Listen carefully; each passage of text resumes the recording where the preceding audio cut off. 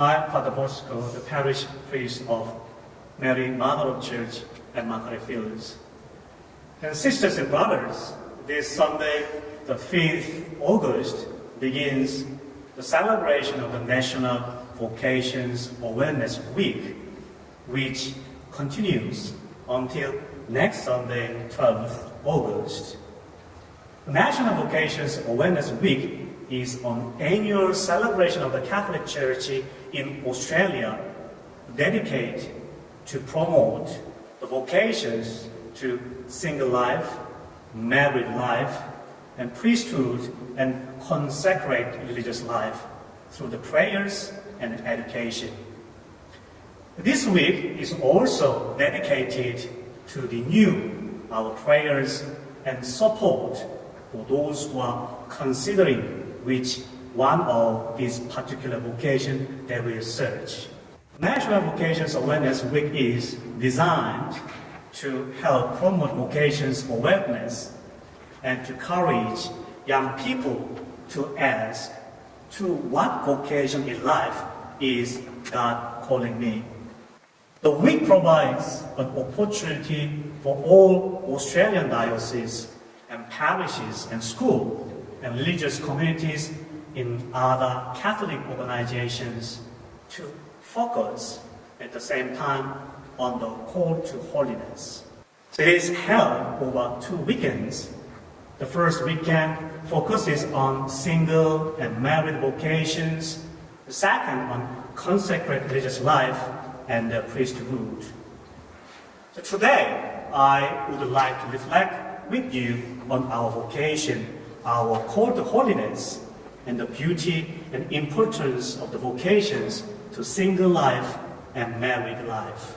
In our parish here at the Mary Mother of Church, we have adoration every Friday morning.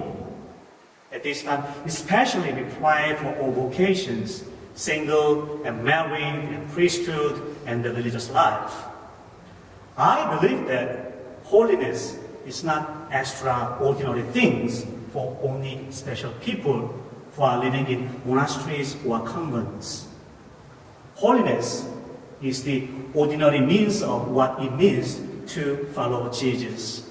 Some people remain single because they do not feel called to join a seminary or a religious institute or convent. There could be many reasons why they do not marry, but they come to believe that they can still serve God and His people. This single life becomes their vocation. In their own particular way, they reach out to those with whom they come into contact in their daily ordinary life as they follow Jesus. A friend of mine has been living in Peru. She is neither a religious sister nor a married woman, but she committed herself as a volunteer nurse in one of the remotest areas. So on stage, she shared with me her thoughts on her vocation as a single woman.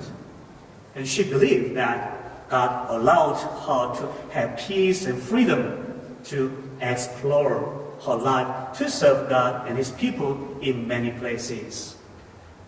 The reason was that she had no constraints of the marriage or community life. As I reflect on what she is doing in Peru, not only looking after indigenous people as a nurse, but also sharing God's love and generosity and healing with them so that they could feel God's presence in their lives as the eternal giver of life through her. The vocation to the married life, I would like to share with you a special example of this vocation. The last February, my parents celebrated their Diamond Jubilee wedding anniversary.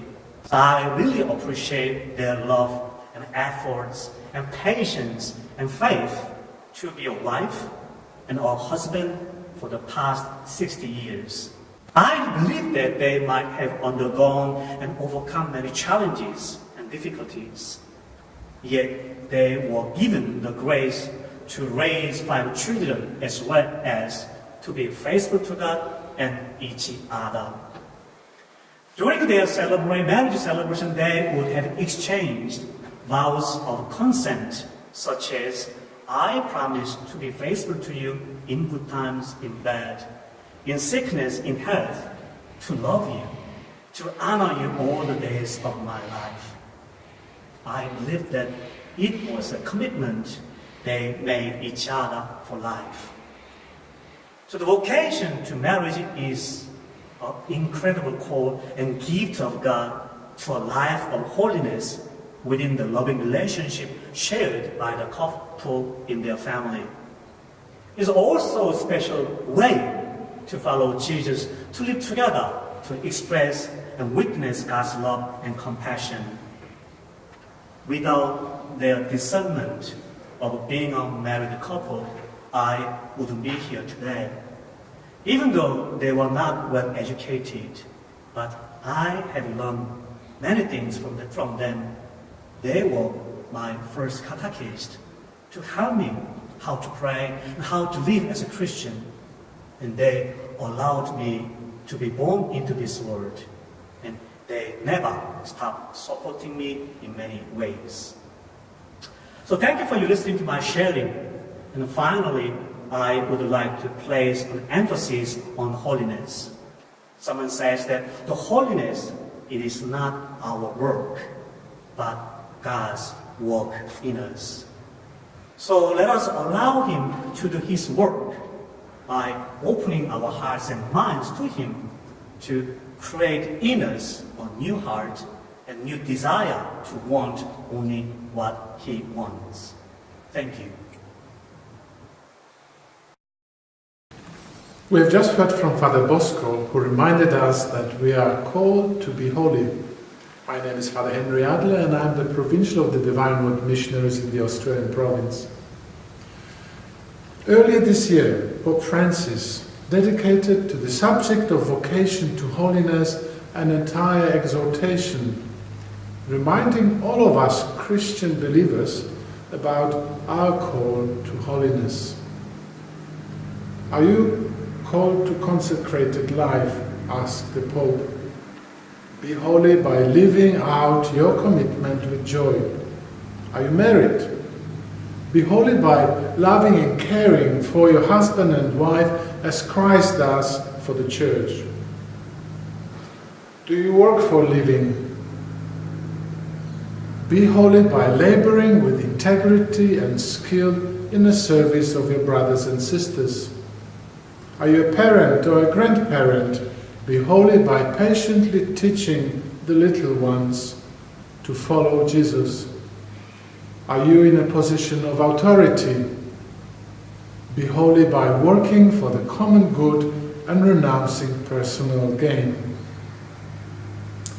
My little niece, Lena, shared with me recently that she sometimes helps her classmates with maths and music, and that doing this gives her a lot of satisfaction. She was overwhelmed with joy when I helped her to see that her acts of charity were in fact the fruits of her holiness.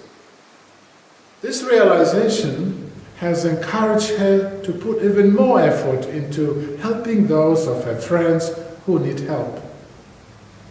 She now sees the task of helping her friends as her mission to be holy and to make the life of others better. And that's what Pope Francis meant in his exhortation when he talks about holiness as our mission. Holiness is nothing other than charity lived to the full in our ordinary life. Life as single and married, ordained and non-ordained, young and old. He also reminded us that holiness is a joyful experience. To stress the importance of joy in our holiness, Pope Francis named his exhortation Gaudete et Exultate, rejoice and be glad, taken from Jesus' words from the Sermon on the Mount. Francis' appeal passionately urges us not to settle for a bland and mediocre existence, but to commit ourselves, body and soul, to responding to God's call to holiness in today's world joyfully and authentically. But holiness, to be authentic, joyful and fruitful, needs to include a lot of praying. It is in our relationship with the Lord that will give us the strength to live our holiness in action. So together with Pope Francis, I pray that holiness becomes our mission, and through our witness of living holy lives as single and married, religious and ordained, we bring about the kingdom of God around us.